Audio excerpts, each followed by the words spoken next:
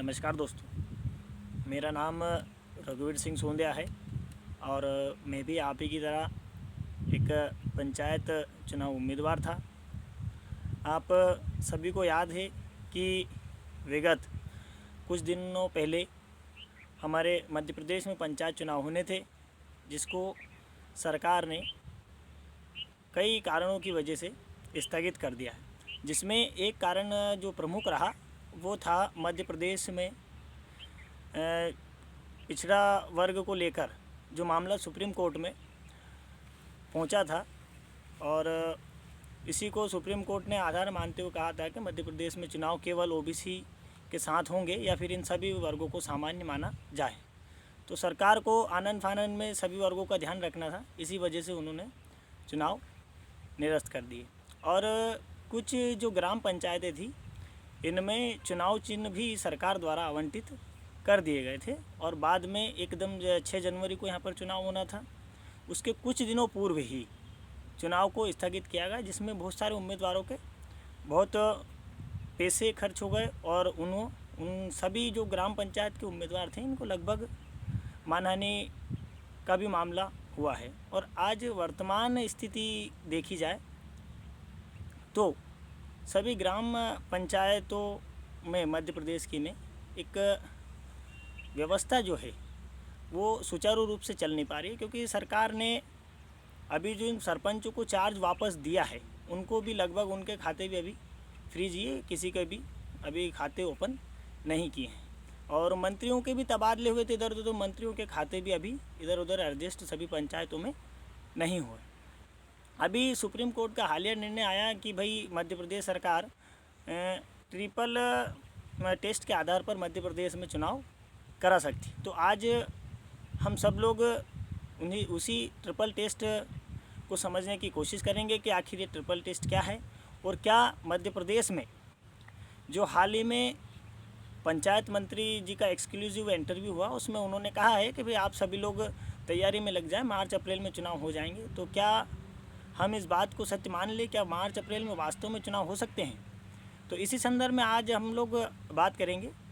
तो बात को शुरू करने से पहले अपन लोग कुछ प्रश्नों को समझ लेते हैं और उसी प्रश्न के आधार पर हम लोग बात करेंगे, ठीक है। तो पहला तो प्रश्न यही है कि आखिर ये ट्रिपल टेस्ट है क्या, जिससे हम सभी लोग इस जो उम्मीदवार हैं, हमारे मन में एक संदेह का माहौल उत्पन्न हो रहा है कि क्या हाँ वास्तव में चुनाव हो सकते हैं, नहीं हो सकते। तो आज इसी विषय में अपन लोग बात करेंगे। सबसे पहला प्रश्न अपन लोग ले लेते हैं। तो पहला प्रश्न है, क्या ट्रिपल टेस्ट के आधार पर पंचायत चुनाव होने हैं वो मार्च अप्रैल में संभव है? तो इसका सीधा सा जवाब है कि नहीं। देखिए, मार्च अप्रैल में पंचायत चुनाव बिल्कुल असंभव है, हो ही नहीं सकते हैं, क्योंकि आप ट्रिपल टेस्ट की व्यवस्था समझ लीजिए। सुप्रीम कोर्ट ने मध्य प्रदेश सरकार से कहा है कि आप ट्रिपल टेस्ट करा लीजिए और चुनाव करा लीजिए। तो वो मार्च अप्रैल तक किसी भी हालत में संभव नहीं दिख रहा। उसको मैं आपको समझा देता हूँ। ट्रिपल टेस्ट का मतलब पहला जो होगा, ट्रिपल मतलब आप 3 लेयर में की व्यवस्था बात हो रही है। तो पहली बात जो है ये है कि पहले राज्य सरकार पूरे मध्य प्रदेश की जो जनगणना है कराएगी, ओबीसी के कितने लोग यहाँ पर मध्य प्रदेश में निवास कर रहे हैं। अब मध्य प्रदेश में ओबीसी के जितने भी लोग हैं, इनका डाटा इकट्ठा किया जाएगा। तो आपको अगर कुछ दिनों पहले याद हो, तो जब चुनाव नामांकन हम लोग दाखिल कर रहे थे, उस समय जब मंत्रियों के ट्रांसफ़र हुए, तो सबसे पहला काम उसको सरकार ने ये सौंपा था कि भाई आप ओबीसी की जनगणना कीजिए। आप सभी को याद होगा। तो पहला काम तो ये है ट्रिपल टेस्ट का कि भाई पूरे मध्य प्रदेश की ओबीसी की जनगणना होनी है कि कितने लोग मध्य प्रदेश में ओबीसी के निवासरत हैं, ठीक है। दूसरा काम ये होगा कि यहाँ पर एक उसके बाद सरकार द्वारा एक आयोग, ओबीसी आयोग गठित किया जाएगा, जो मध्य प्रदेश सरकार ने पहले से ही कर रखा है। बात आ रही है अब तीसरी, कि यहाँ पर अब तीसरी जो बात है वो ये है कि ट्रिपल टेस्ट वाली, कि भाई अब इसके बाद राज्य सरकार के पास डाटा आएगा और सरकार उस आधार पर पिछड़ा वर्ग को आरक्षण देंगे। यहीं पर पेंच सबसे बड़ा फंसेगा कि मध्य प्रदेश में जो है वर्तमान में लगभग 51% जनसंख्या ओबीसी की है, अन्य पिछड़ा वर्ग की 51% जनसंख्या है। और वर्तमान अगर आप आरक्षण की व्यवस्था को समझें, तो वर्तमान जो आरक्षण है वो मध्य प्रदेश में अनुसूचित जनजाति को 20%, अनुसूचित जाति को 16% और ओबीसी को वर्तमान में जो कांग्रेस सरकार कर गई थी 27% आरक्षण, 10% जनरल कैटेगरी को जो केंद्र सरकार ने दे रखा था वो, कुल मिलाकर के मध्य प्रदेश में अभी जो आरक्षण की स्थिति है वो है लगभग 73%। और सुप्रीम कोर्ट ने क्लियर कर रखा कि आप 50% आरक्षण से नीचे चुनाव करा सकते हैं। तो सरकार को पिछड़ा वर्ग को 14% आरक्षण देना पड़ेगा, क्योंकि पूर्व में हम जो ओबीसी के जो लोग थे, पिछड़ा वर्ग अन्य पिछड़ा वर्ग के लोग, इनको 14% आरक्षण ही था, तब तक मामला ठीक था। लेकिन अब 27% है। अब राज्य सरकार अगर 14% आरक्षण के तहत अगर चुनाव कराता है तो अन्य पिछड़ा वर्ग के लोग नाराज़ होंगे, पिछड़ा वर्ग के जो संगठन समूह हैं ये लोग नाराज़ होंगे। अभी आप लोग हालिया आपने देखा होगा कि एमपीपीएससी की जो परीक्षा थी उसमें 27% आरक्षण को सरकार ने निरस्त करके 14% का ही आदेश जबलपुर हाईकोर्ट ने कल परसों कर दिया। तो आप समझ सकते हैं, समझिए कि अगर 14% में आरक्षण कर देती है सरकार, राज्य सरकार, तो सरकार की किरकिरी होगी, और 27% में करते हो तो कोर्ट वापस से दखल अंदाजी करेगा भाई। और इसके बाद सबसे बड़ा पेज यहाँ फंसेगा कि जब ओबीसी की जनसंख्या की जो जनगणना हो जाएगी, इसके बाद पिछड़ा वर्ग से कुछ जातियों को बाहर करना पड़ेगा और कुछ जातियों को पिछड़ा वर्ग में लेना पड़ेगा। तो यहाँ सबसे बड़ा पेज फंसेगा, क्योंकि सरकार नहीं चाहेगी कि विधानसभा से पहले किसी भी स्थिति में किसी भी जाति को पिछड़ा वर्ग से बाहर किया जाए, किसी वर्ग को नाराज़ किया जाए। सबसे बड़ा पेज यहाँ फंसेगा।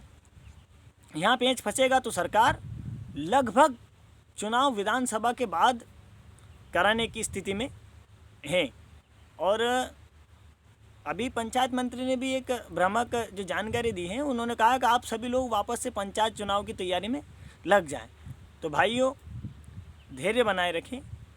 पंचायत मंत्री जी के ऊपर जब पहले दबाव आया तो उन्होंने सरपंचों को वापस चार्ज दे दिया संविधान के कुछ नियम कानूनों को दरकिनार करते हुए। तो आप समझिए कि जब कुछ जातियां जो ओबीसी से बाहर होंगी तो सरकार पर कितना दबाव होगा, विधायक सांसद सभी का दबाव सरकार पर होगा। तो सरकार किसी भी स्थिति में चुनाव विधानसभा से पूर्व कराने की स्थिति में नहीं है। दूसरा सवाल आता है, सरकार जो दावा कर रही है मार्च अप्रैल में चुनाव हो जाएंगे, ये सरासर गलत है।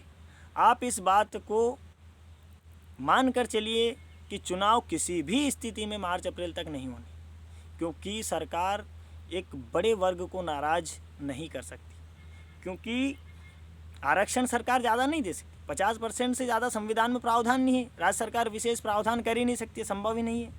क्योंकि 2010 में एक मामला हुआ था महाराष्ट्र का, कृष्णमूर्ति मामला जो था सर्वोच्च न्यायालय में, उसने कह दिया था कि राज्य में जनसंख्या के अनुपात में आप आरक्षण दे सकते हैं। अब जनसंख्या का अनुपात अगर मध्य प्रदेश का देखा जाए तो हमारा तो 51% है भाई, लेकिन हमें उस अनुपात में आरक्षण तो नहीं मिल रहा है। आरक्षण तो मात्र 14% था, 27% हो रहा है, इसमें मामला उलझ ही रहा है। तो आप सभी उम्मीदवार भाइयों से मेरा अनुरोध है कि आप जब तक चुनाव की स्थिति बिल्कुल पूर्णतः क्लियर नहीं हो जाए तब तक हम लोगों को सभी को धैर्य बनाए रखना है। दूसरी बात, हम लोगों को लगभग अब सभी ज़िलों से लोगों को जोड़ना होगा और सरकार पर दबाव बनाना होगा, क्योंकि जल्द से जल्द चुनाव कराया जाए। अगर चुनाव नहीं हुए तो आप और मैं और अन्य सभी हमारे जो उम्मीदवार भाई बहनें, जो भी चाहे पंचायत उम्मीदवार थे, चाहे पंच थे, चाहे जनपद थे, चाहे जिला पंचायत, जो जिस भी चुनाव के उम्मीदवारी अपने पेश कर रहे थे, वो लगभग उनका चुनाव जीतना असंभव सा आगे दिखाई दे रहा है। क्योंकि वर्तमान जो सरपंच है, पंच है, जनपद है, जिला अध्यक्ष हैं, सभी को वापस से चार्ज दिए गए। इस चार्ज में तो ये 8-9 साल इनको चार्ज हो गए। और मुझे तो ऐसा भी लग रहा है कि सरकार कहीं ना कहीं इन सालों को, जो आगामी विधानसभा चुनाव, इसके बाद चुनाव होने नहीं है लगभग, क्योंकि फिर लोकसभा चुनाव आ जाएंगे, तो सरकार ने मन बना लिया है कि 10 साल, ये जो 5 साल हैं इनको 0 ईयर घोषित कर दिया जाए। ये 10 साल ही सरपंच रह जाएंगे, इसके बाद लोकसभा के बाद चुनाव कराने के मूड में सरकार होगी। आप सभी अपनी अपनी राय रखें और समझने का प्रयास करें कि वास्तव में दोनों सरकारें, क्योंकि मामला दोनों सरकारों ने उलझाया। पहले बीजेपी कांग्रेस, भाई वो कहावत है कि तल घटे न राय बढ़े, दोनों की स्थिति वही है। दोनों ने आज हम पंचायत उम्मीदवार, जनपद जिला पंचायत उम्मीदवारों को लगभग उलझा के रख दिया है। निरंतर जब जो व्यक्ति चुनाव लड़ने के माहौल क्रिएट जब कर रहा था, तभी से उसका लगभग 1.5 से 2 से 3 गुना खर्चा बढ़ गया है। तब से निरंतर चालू है। वापस से आज परसों नरसों एक इंटरव्यू में पंचायत मंत्री सुचेता ने कह दिया कि भाई आप लोग तैयारी करते रहें। तो भाई तैयारी ऑलरेडी हो गई थी ना पिछली बार।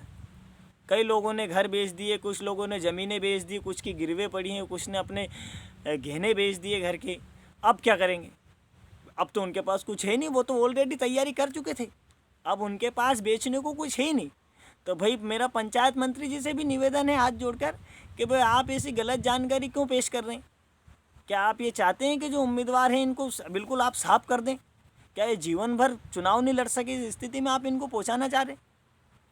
भाई राज्य प्रशासनिक व्यवस्था आपकी, राजनीतिक व्यवस्थाएं आपकी, आप ही अगर एक जिम्मेदार पद पर होकर आप अगर एक भ्रामक जानकारी हमारे बीच रखेंगे तो सोचिए आप उम्मीदवारों का क्या होगा। भाई बहुत सारे उम्मीदवार आज ऐसे हैं जिनके पास कुछ भी नहीं बचा। कोई 10 लाख, कोई 5 लाख, कोई 2 लाख, कोई 6 लाख, 4 लाख। भाई विगत अभी कोरोना निकला है, किसी का काम धंधे चल नहीं रहते, किसी ने किससे पैसे ले रखे, आज उसका क्या होगा? आज उसे घर चलाने की समस्या आ रही है। और आप भोपाल बैठे बैठे एक करके इंटरव्यू कह देते हैं कि आप तैयारी में लगे रहें। तो कब तक तैयारी करेगा व्यक्ति? का 3-3 साल तैयारी में लगा रहेगा? यही चाहते हैं आप कि व्यक्ति बर्बाद हो जाए और आखिरी में आत्महत्या कर ले? वो आज जो मध्य प्रदेश में जो अन्य जो क्षेत्रों में हो रहा है, ऐसे युवा बेरोजगार घूम रहा है। इसके अलावा कृषि क्षेत्र में देख लीजिए आप, महंगाई में देख लीजिए आप, अंतर्राष्ट्रीय व्यवस्थाओं में देख लीजिए। आपने हर जगह ही मतलब सुपड़ा साफ कर दिया और आप फिर भी कह रहे हैं तैयारी करते रहिए। कब तक तैयारी करते रहिए? 10-10 साल तैयारी करें और कोई काम ही नहीं बचा हमारे पास, और कोई काम भी नहीं कर पा रहे हम। जो नेता होता है वो कुछ काम ही नहीं कर पा। तो भाई क्या करें? तैयारी करते रहे 10-15 साल, फिर एक बार चुनाव कराना आप। वर्तमान जो व्यक्ति हैं वो इतने पावरफुल और वो हो जाएंगे कि वो किसी व्यक्ति को चुनाव जीतने नहीं देंगे अन्य व्यक्ति को। तो आप चाहते क्या हैं अभी? कि राज्य की जनता को आप इसी प्रकार परेशान करते रहेंगे?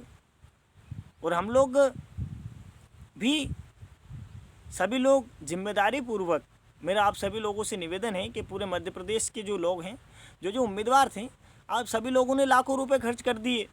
लाखों रुपए आप पंचायत चुनाव में खर्च करते थे, वापस से पंचायत मंत्री का वो आ गया एक्सक्लूसिव, आप वापस मार्च अप्रैल तक लग जाएंगे, फिर आप बर्बाद हो जाएंगे। इससे अच्छा तो ये भाई कि आप हमसे जुड़िए, संगठन के साथ चलिए। हम लोगों ने एक संगठन बना रखा राजगढ़ जिले का, ऐसा आप मध्य प्रदेश के हर जिले में बनाइए। अपन सरकार के ऊपर हम लोग दबाव बनाने का कोशिश करते हैं, एक तारीख फिक्स कर लेते हैं, अपन सब लोग भोपाल चलते हैं, माननीय मुख्यमंत्री जी से, पंचायत मंत्री जी से मिलते हैं, बात करते हैं कि भाई आप किस आधार पर चुनाव करा देंगे आप और कैसे करा देंगे मार्च अप्रैल। क्या फिर आप हम सब लोगों को निपटाने की व्यवस्थाओं में लगे हुए हैं? भाई व्यवस्थाएं तो आप क्लियर कीजिएगा, आप आखिर करना क्या चाहते हैं? सरकार और विपक्ष दोनों ही, जो पहले चुनाव हो रहे थे उस समय जब दोनों ने, सरकार भी पीछे नहीं हटी, विपक्ष भी पीछे नहीं हटे और मामले को इन्होंने घसीट दिया कोर्ट में, कोर्ट से आज यहाँ वहाँ, आज लगभग वो की वो स्थिति वापस से मध्य प्रदेश में हो गई। इनको चार्ज मिल गया, उनको मिल गया, वो हट गए, ये हट गए, वापस वो आ गए। मतलब लोकतंत्र, डेमोक्रेसी नाम की भी कोई चीज़ होती? आप लोगों ने लोकतंत्र को कुछ समझ ही नहीं रखा, ना ही आप संविधान की कोई परवाह कर रहे हैं। आपके हिसाब से आपको जो ठीक ठाक लगता है आप वही काम कर रहे हैं। तो ये निरंतर आप इस बात को समझ लें, आगामी इस प्रकार के अगर निर्णय सरकार अगर लेती रही तो आगामी विधानसभा चुनाव में इसका खामियाजा सरकार को भुगतना होगा। और कहीं ना कहीं विपक्ष ने भी जो अपना रोल अदा किया वो भी हम सभी लोगों के दिमाग में है, तो वो भी हम लोग नहीं भूलेंगे।